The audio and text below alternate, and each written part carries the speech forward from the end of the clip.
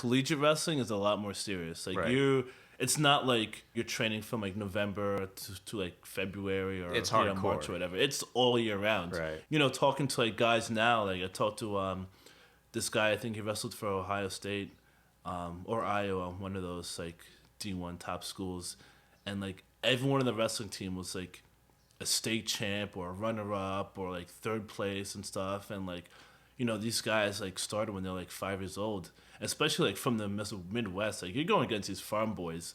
Like these good old boys like don't play, bro. Like the Brocks. Yeah, like the Brocks, like the Dan Severns, like the Matt Hughes, like Johnny Hendricks. Like those are the people you're going against. Yeah, like there are some exceptions. Like Jordan Burroughs is from New Jersey, but like he, you know, went to college. Phil Davis at Penn State. Nebraska, yeah. You don't see like a lot of people in our area really exceed, except for like Damian Hahn, who was a ridiculous wrestler in high school. But he's someone who started when he was like very young. Mm-hmm. Like if I started in middle school, it probably would have been a different story. And I actually thought about it 8th grade. I think that's what kind of brought my attention into like, you know, what wrestling was. Well, you said you regret, in a sense, not continuing. Is that what led you back into grappling? Yeah, it did.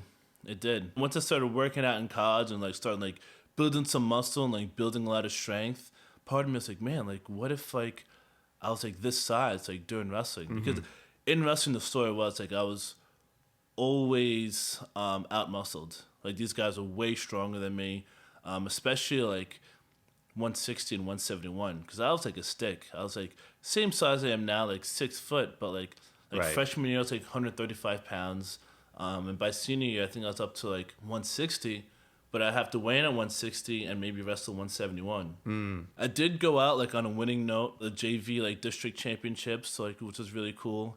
I think I just wanted to leave it at that. Go out on a high note. Go out on a high note, but at the same time, I think I could have been a bigger asset to the team. I wanted to, but I just didn't have it in me anymore. I think I was just, you know, these practices like, you know, every day, you know, Monday through Saturday, just like, you know, burned you out. Going to other schools and like, you know, having meets during the week. It was just a lot. And you train right now at Ronin Athletics still? Yes. And you just got, was it this year, your blue belt? No, I got my purple belt. Excuse me. I got my purple belt in December, before Christmas. You got your blue belt years ago. Yeah. But is that where you started grappling again years ago? Yeah. You know, it's funny. I was just thinking on the way here, like what, you know, got me into, you know, going back. I think it was watching Ultimate Fighter Season 5. Something about that season, maybe watching like how good Nate Diaz was at like Jiu-Jitsu and stuff. And Connor found that out a few months ago. Yeah. And at this time, I was like probably like almost a year into working at Viacom and stuff. So I was like in the city every day. And that's when like UFC really started like hit its stride as far as like mainstream. Right. You know, like that's when really like the Tito, Chuck Liddell boom. Yeah, like the post Griffin Bonner rush. Yep. And then I was like, you know, started getting that like competitive edge again. You know, Eye of the tiger. I started getting that competitive like bug. That's when they're really like starting to come out with like the countdown shows and everything. Yeah.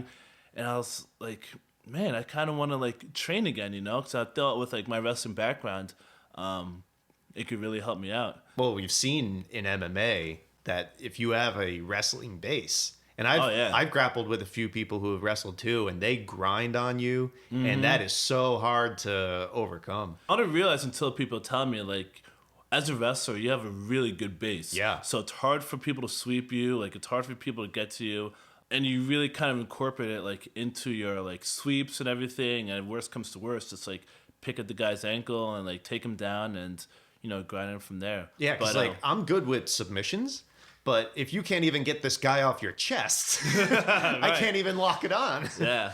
Actually, the first place I went to was a Hensel Gracie school. I did one class there, and it was just me, one other kid, and one of the instructors, you know, kind of doing like a small, like, private lesson. Sure. Trial. And, yeah, it was cool there. Was it GSP? Yeah. But once it told me the price, I was like, it was like $200 something a month, like for the first month, and then you have to go through this blue belt program, and if like you miss a class, you have to make it up, and I'm like, this sounds like the military.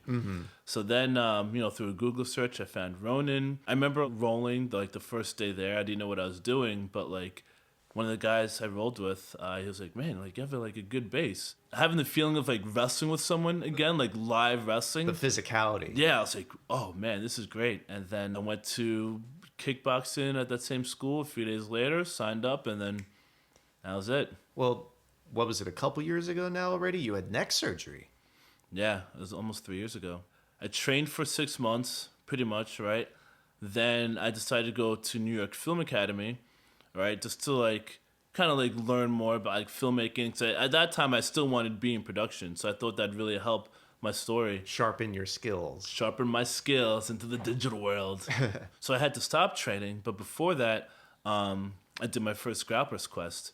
And I won. Like, I remember going in there, like, thinking, like, man, like, no way someone's going to take me down and stuff. So I got first place, which was, like, really awesome. No one scored a point against me. I think I was a week into film school, so I only trained, like, once that week. I didn't go back into training until 2010. So it was about, like, 3 years later. I think it was President's Day of 2013. I didn't even touch anyone yet, right? Like, I had the day off and went into training, went to, like, the Monday no-gi class. As soon as I walked on the mat, I started feeling neck pain before I even went to stretch. And I thought it was weird. I'm like, oh, you know, I'll fight through it. So I finished practice or whatever, went home, iced my neck, and the next day, it was still hurting. I was like, oof, like, this is weird. I went to the doctor to see if I could get, like, Vicodin or something. Like, maybe that'll numb the pain.